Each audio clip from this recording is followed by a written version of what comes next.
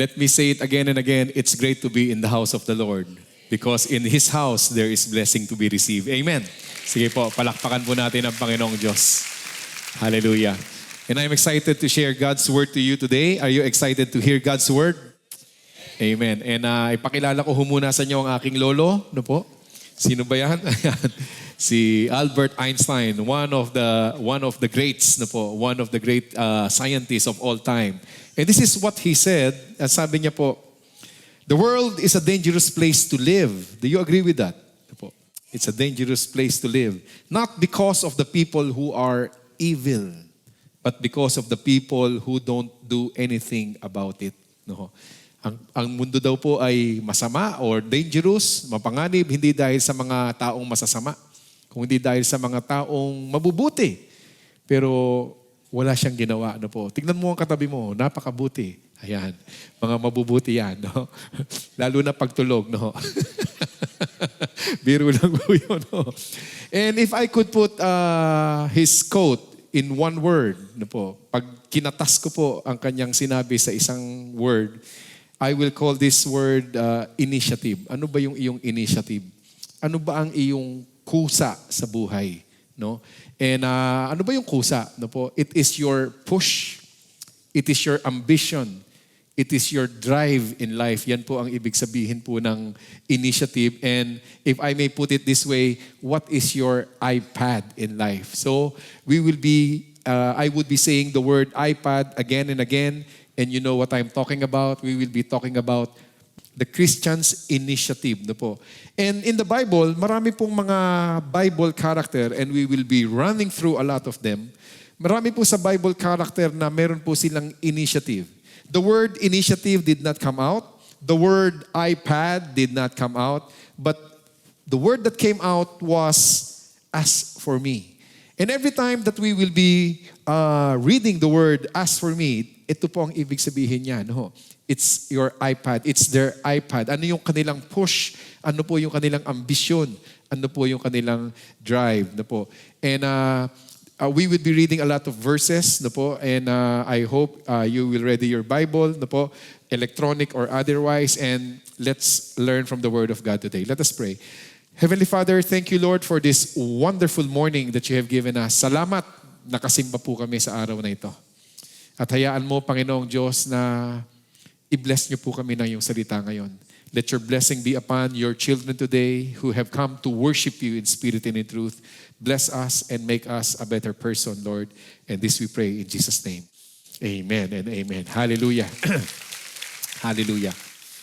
So many Bible character that I would love to discuss today. And let me start by sa isang karakter na siyempre ang may akda ng lahat, ang ating Panginoong Diyos. Ano ba ang kanyang iPad?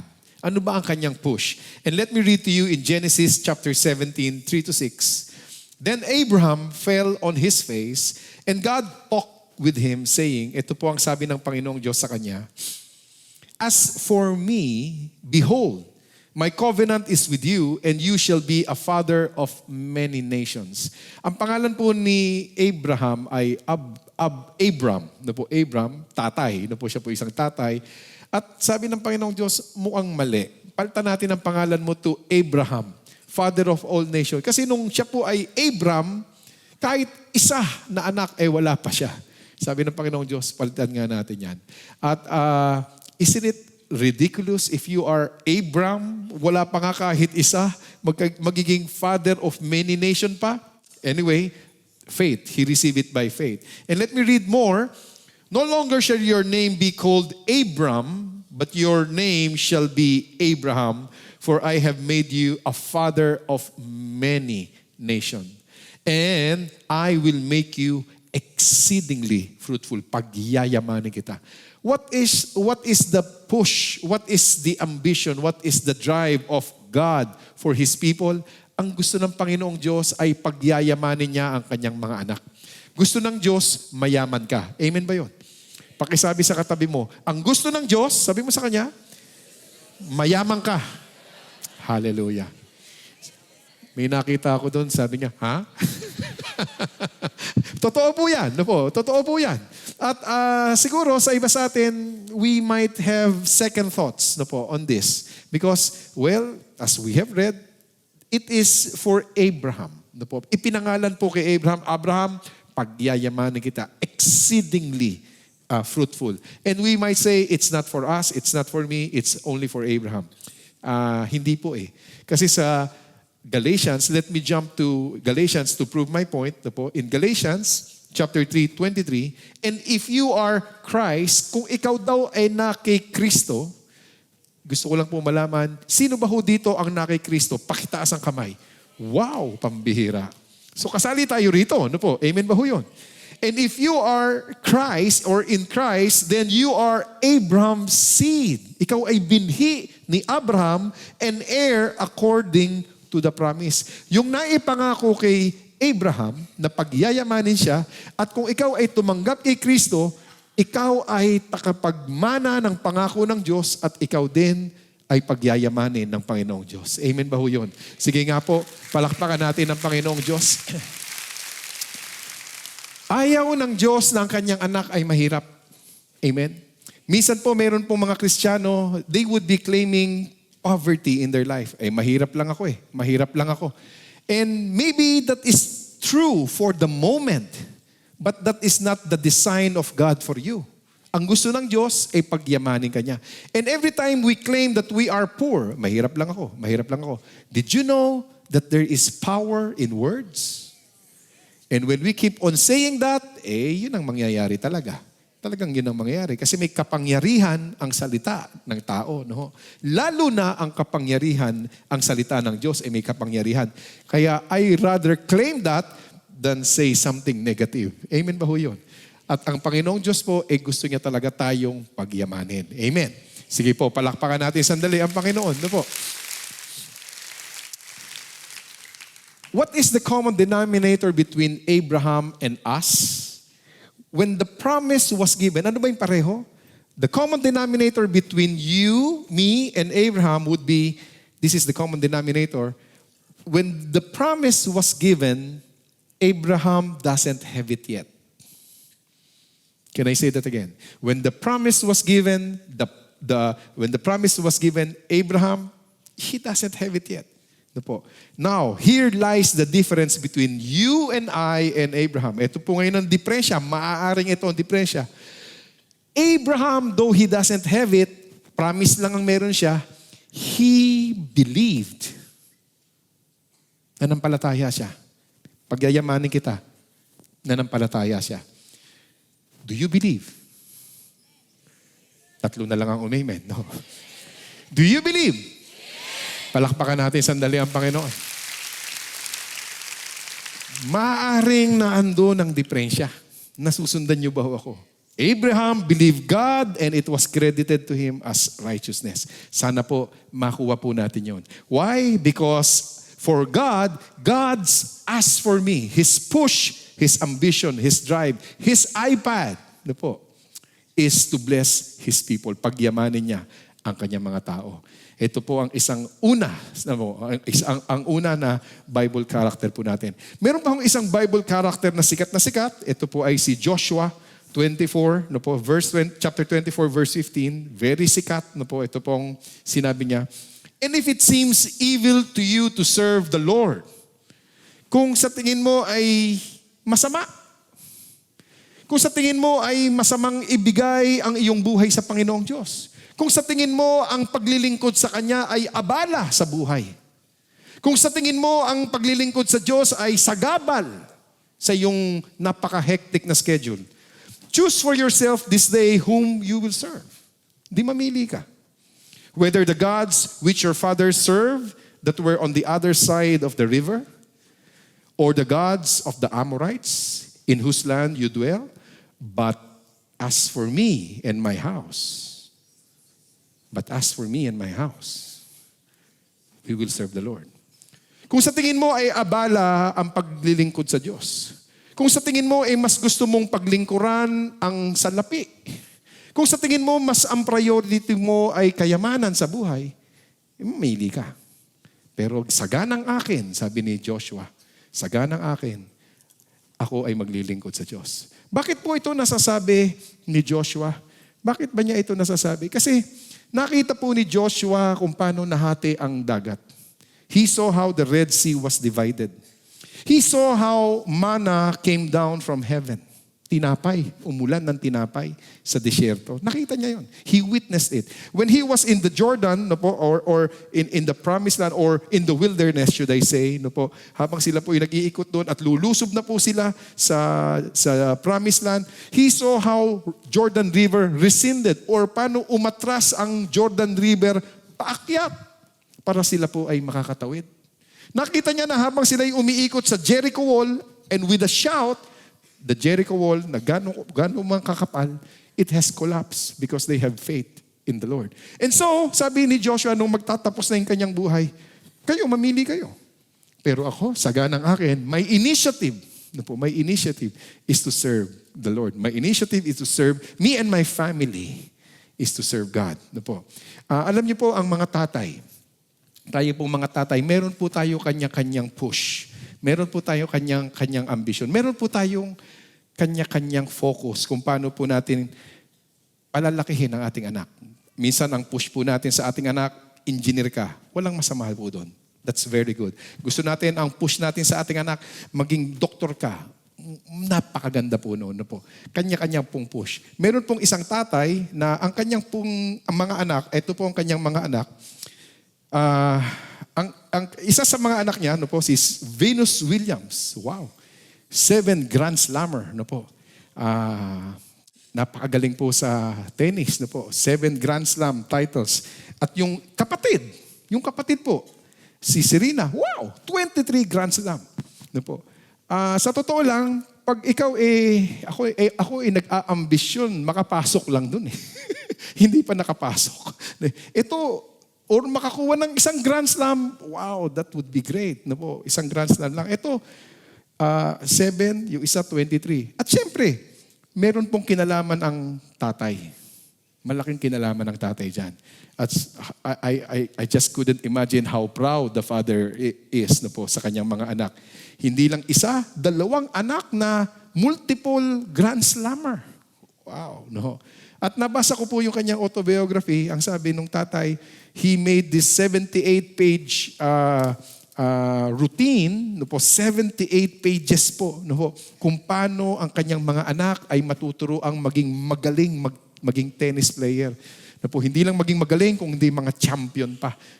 At ang kanyang mga anak daw po ay tinuruan niya ng pagte-tennis 4.5 years old. Can you imagine, 4.5 years old? Mas malaki pa yung raketa sa bata. Pero ito po yung kanyang iPad. Ito po yung kanyang initiative. And I believe so much sacrifices, discipline, money, marami po silang ibinuhos dyan. Siguro yung tatay hindi na naghanap buhay. Siguro yung mga anak hindi na pumasok sa eskwelahan. Just to be like this. Ito po ang kanilang iPad. Ito po ang kanilang As For Me.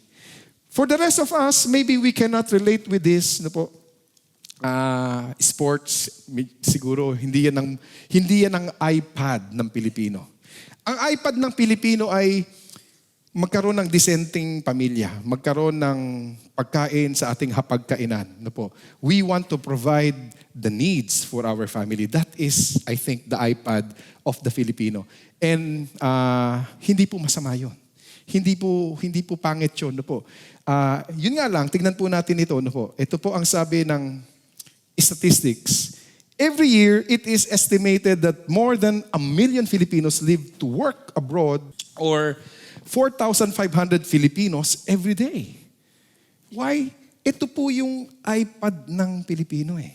Kaya po ang ating mga kolehiyo, ang ating mga eskwelahan, ano po ang mas pagkakakitaan nila sa Pilipino? Nurse, di ba? Kailangan magbukas ka ng College of Nursing, PT, lahat naka-geared up to go out. Geared up po yun.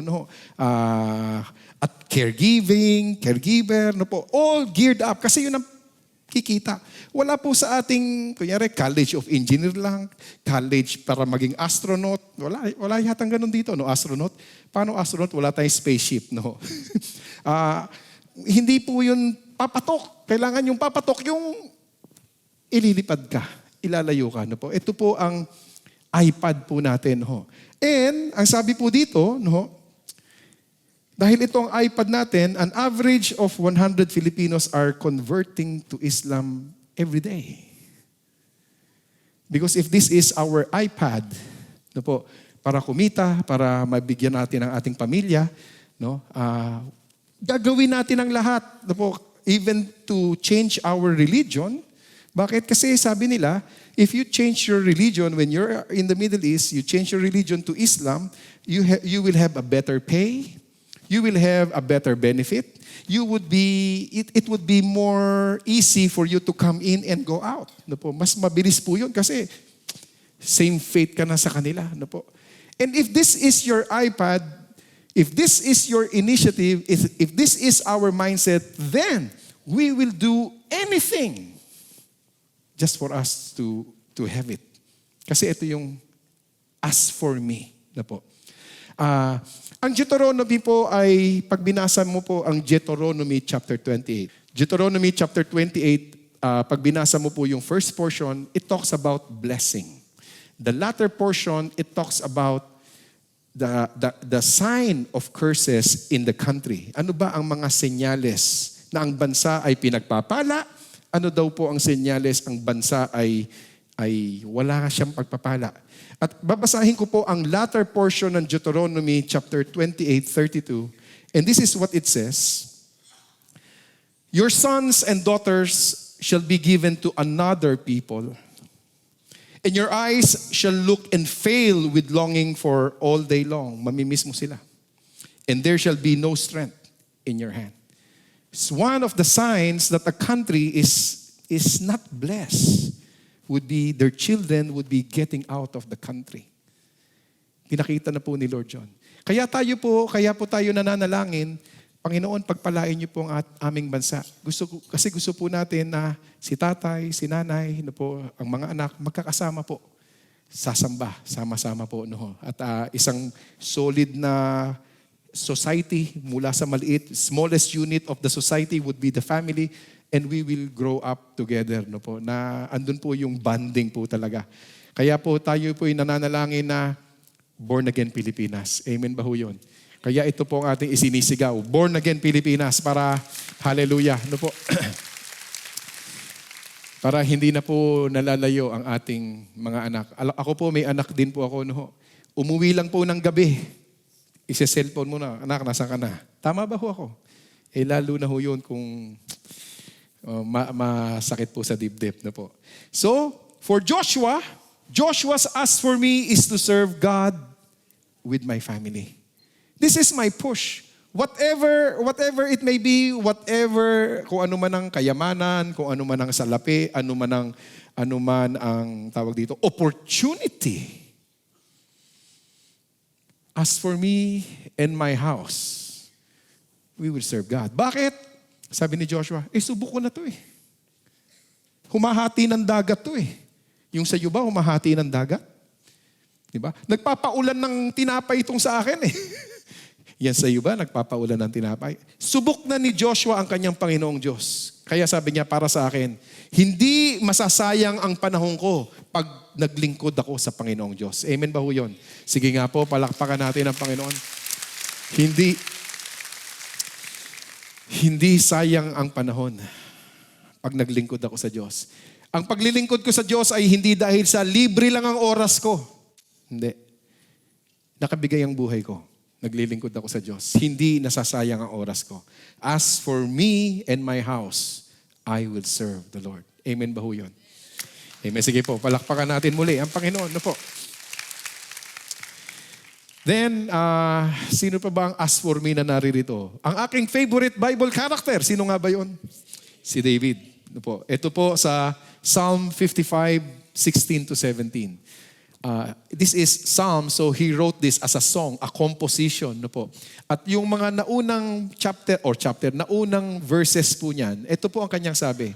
Sabi niya, kung ang problema, if my problem would be coming from my enemies, I can bear it. Kayang-kaya.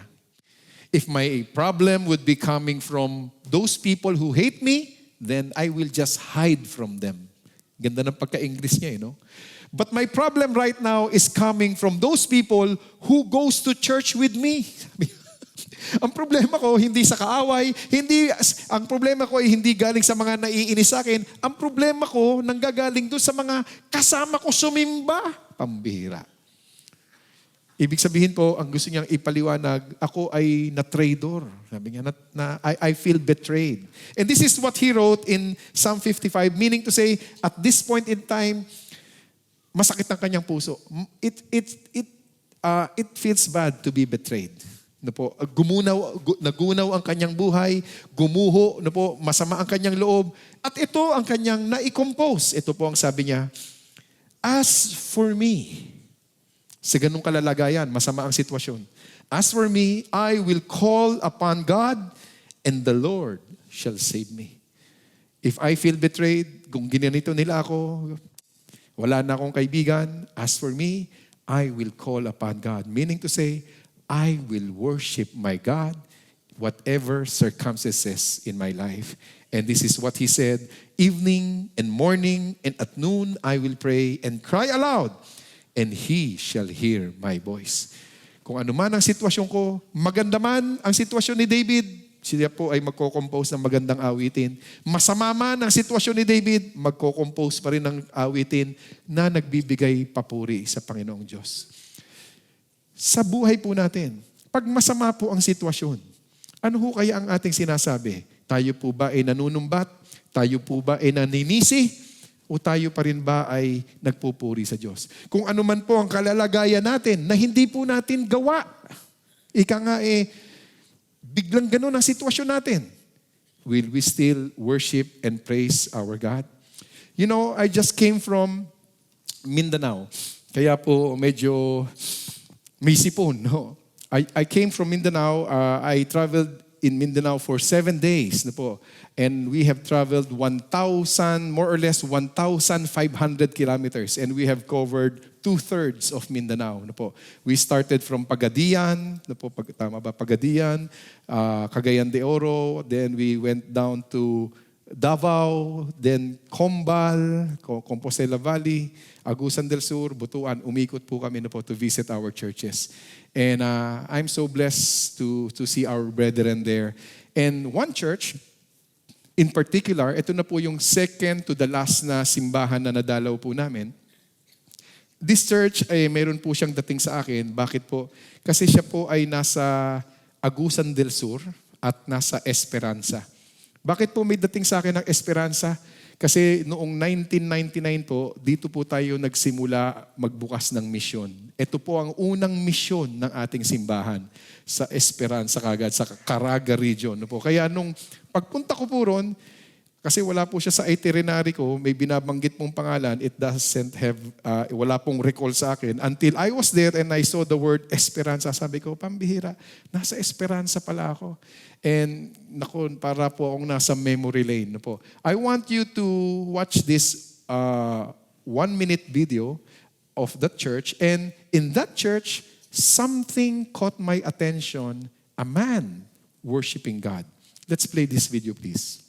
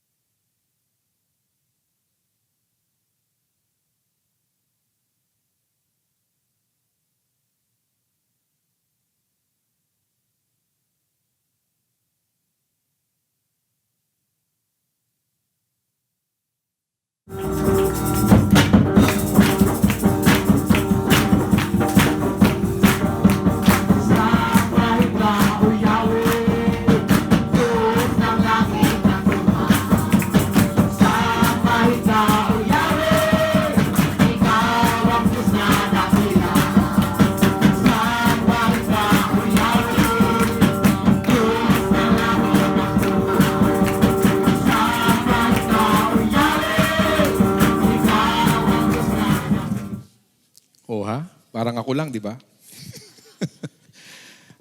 That really caught my attention. No po? And sabi ko, kita mo tong taong to. Alam niyo po, minsan pag ang tao po ay mahirap, pag siya po ay in poverty, no, that's what I want to say. When he would be in the state of poverty, it would be very hard for him to worship God. Napakahirap po. If you are disabled, no po, disabled, it would be a challenge to worship God.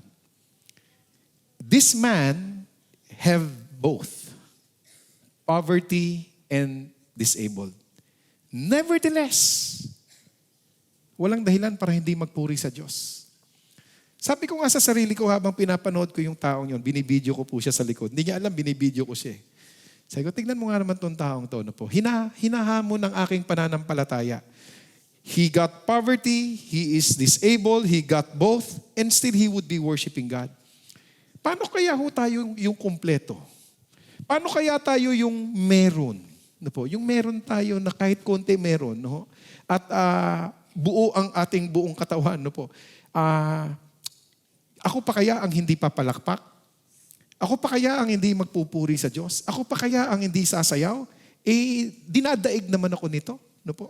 Para bang ine-extra challenge ako nitong taong to. Parang siya ang nag-go beyond, hindi tayo maka-go beyond.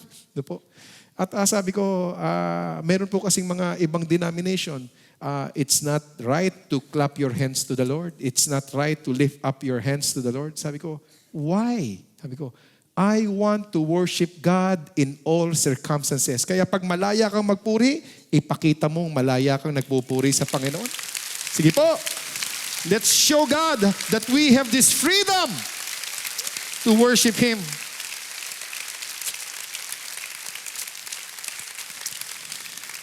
Wow. Freedom to worship Him. At yun po ay kalalagayan po ng ating puso na nagpapasalamat tayo sa Kanya. No po. Hindi kaya magagalak ang Diyos doon? No po? Let everything that has breath, yun talaga yun eh. Yun talaga yun eh. Kaya po, ang atin pong worship, no po, mapunta po ako dito, no po, ang ating worship, outreach, discipleship, admin, ano ba ang kanyang iPad? Ano ba yung kanyang initiative? Ano ba yung kanyang ask for me? Well, nakaangkla po ang kanyang ask for me sa ask for me ng Panginoong Diyos. Go and make disciples and of all nations, baptizing them in the name of the Father, of the Son, and the Holy Spirit. This is the iPad of Jesus Christ. His last will, His last word before He left earth. No po. Kaya ang ginagawa po ng ating mga departamento, no po, this is the push. And I am praying that you would somehow be part of worship department or outreach department, relationship. Choose your department.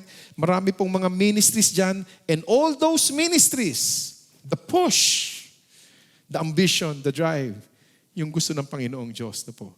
And I pray that this is your ask for me. No po. Sana ito yung ask for me mo. Kung iba ang iyong ask for me, sana itong iyong ask for me. Meron hong, ang aking pong na-share ay the ask for me of God, the ask for me of Joshua, the ask for me of David, and the ask for me of Jesus Christ. Ito po yung kanya. Nawa namumold tayo ng ganitong ask for me. Because if this is not your ask for me, if this is not your iPad, then there will be another iPad that you can get. And let me bring you to Psalm 73. Ito po ay si Asaph. Si Asaph po ay isang napakagaling na composer. Si Asaph po ay isang napakagaling na musikero. At ito po ang kanyang ask for me. Sabi niya, but as for me, my feet has almost stumbled. My steps has nearly slipped. Yung aking ask for me, muntik akong madulas. Muntik akong matisod sa aking pananampalataya. Muntik akong mawala sa aking pananampalataya. Bakit? Ano ba yung iyong ask for me? For I was envious of the boastful when I saw the prosperity of the wicked. Siya po ay isang mananampalataya sa Panginoong Diyos. Pero habang siya po ay nananampalataya sa Panginoong Diyos, ang kanyang mata po ay wala sa Diyos. His eyes is wandering somewhere and he could see the prosperity of the wicked. At habang nakikita niya yung prosperity ng mga wicked, yung mga hindi mananampalataya, yung mga hindi tapat sa Diyos, at siya tapat, yung mga hindi tapat, umaasenso sa buhay. Siya na tapat, parang walang asenso. So, dumapo po sa kanyang puso ang inggit. Ito po ang kanyang as for me. As for Asaph, his as for me is to be envious of the boastful, to be envious of the wicked. And muntik siyang matisod. Muntik siyang mawala sa pananampalataya. Muntik siyang mawala sa paglilingkod sa Panginoong Diyos. Muntik. At siguro habang pinipreach ko po ito ngayon, kung ako po ay nagsasabi ng muntik, muntik na.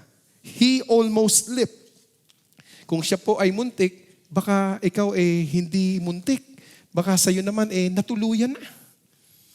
Natuluyan na. Ano ba ho ang nagagawa ng, if your ask for me is being envious, this is what envy is all about. It is the corrupt passion of the mind. Passion din no po. Yung maglingkod sa Diyos ay passion. If we become envious, it is also passion in a negative way. It's the corrupt passion of the mind, maligning another for some good and pleasant things belonging to them.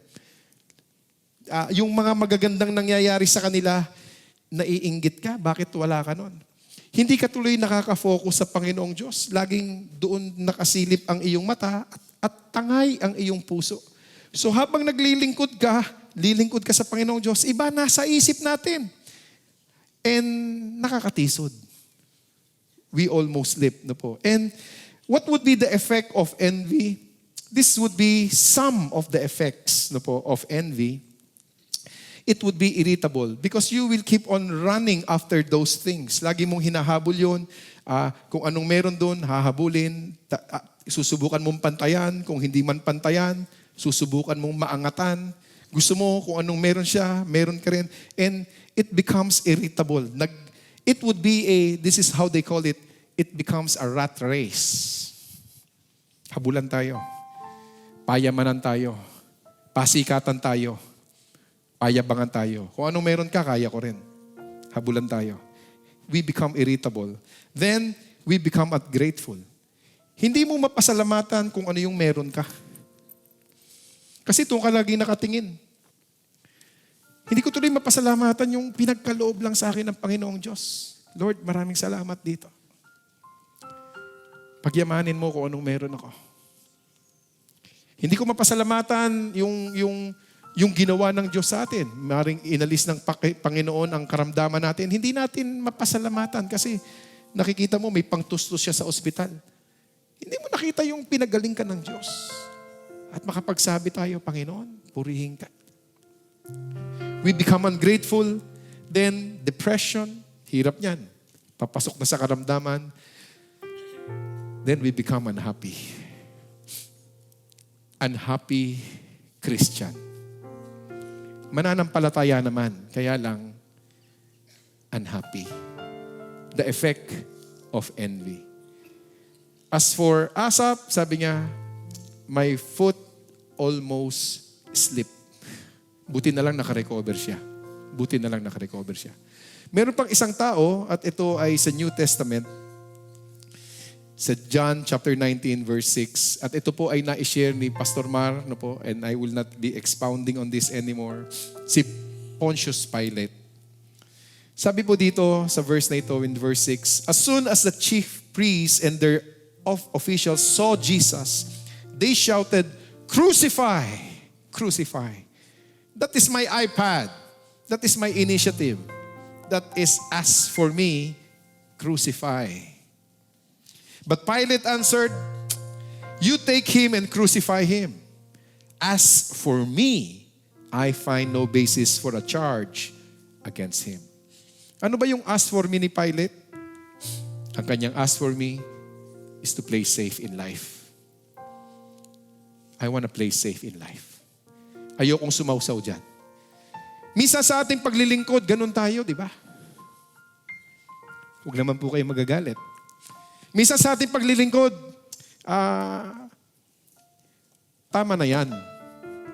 Hindi pwedeng sobra. Tama na yan. We always want to play safe. For Pilate, he wants to play safe. And now, of course, until now, he is known as the person who had washed his hand. Naghugas kamay. At pag sinabing hugas kamay, automatic, Poncio Pilato.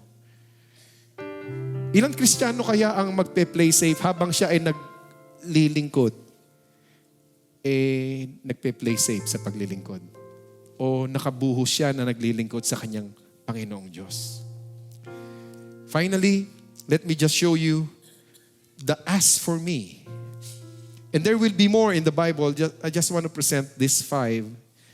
And you could choose your as for me, or you could put your own as for me over there. And maybe we could have this good reflection today. Ano pa nga naman yung ano ba yung initiative ko? Ano ba yung initiative ko? Ano ba yung iPad ko para sa Panginoong Diyos? My push, my ambition, my drive. Who has given me everything? What is my ask for me? Finally, while I was having this coffee fellowship with Pastor Leonard, with other pastors, he had shared about his mother. Ito po ang nanay ni Pastor Leonard Molo. No po. Ito po ay taga Mindoro. No po, si Nanay Vina. She's 93 years old. Galing, no? 93 years old. And in her younger days, she will always be in the street and sharing the gospel. Yun po ang kanyang ask for me. That would be her iPad. That would be her initiative. No po. Sharing the gospel. Nung umidad-edad na, nung pumalo na ng mga 80, no po, pumalo na ng 80, ang ginagawa niya, tatawagin niya yung mga bata sa mga public school pag dumaan sa kanilang bahay. Iha, Totoy, Nene, halika dito. Anong pangalan? Anong address? Aalis na po yun. Susulatan niya ng mga words of encouragement. Susulatan niya ng mga verses at i-mail po yung mga letter na yun, padadala doon sa mga bata. Para ma-encourage po sila ng salita ng Diyos. And she have done this for years. For years, sulat, padala, mail. At sabi ni Pastor Leonard ngayon, yung mga bata na yun, tumanda na, nag-gather sa bahay nila Pastor Leonard sa Mindoro. No po. At ngayon po, mas matanda na po siya. Siya po ngayon ay 93 years old na. Ang natitira na lang niyang ministeryo ay manalangin. Yun na lang ang natitira. Hindi na makasulat, hindi na maka-ebanghelyo sa kalye, hindi na makapag-encourage sa pagsusulat. Mananalangin. Pambihira, sabi ko. At pag manalangin, hindi 5 minuto, 10 minuto, oras. Na po. At minsan po natulog si Pastor Leonard sa kanilang bahay. Ang kanyang nanay nasa higaan, si Pastor Leonard nasa sahig. When 3 o'clock had strike, tumama po na 3:00, tayo po daw si nanay. At si nanay daw po nahihilo-hilo pa. Hilong, kasi may sakit, may karamdaman, nahihilo. And the mother forced herself to sit and pray. And Pastor Leonard took this photo. And then sabi niya sa nanay niya, Nay, higa na kayo. Higa na kayo kasi nahihilo kayo. Ayun, hilong-hilo kayo. Pwede naman manalangin ang nakahiga. Tama ba ho ako? Pwede naman manalangin ang nakahiga. Sabi ni nanay, anak, hayaan mo ko. Gusto ko pagkausap ko ang Diyos, maayos yung posisyon ko.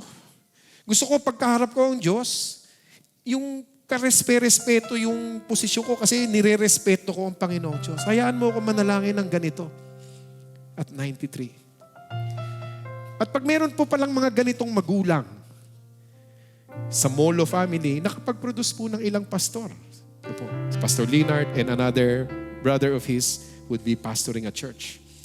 Pag meron mga ganitong mga pananampalataya, pag meron mga ganitong initiative, pag meron mga ganitong iPad, pag meron mga ganitong as for me, I will sit and pray to my God. Today, what is yours? I don't know what's your ask for me. I don't know. But if it is not good, then the altar is open and we could exchange this "as for me" to a better "as for me." We will be exchanging our iPad for a better iPad, a better push, a better ambition, a better drive for the Lord. And I tell you, when you serve God, you will never go wrong.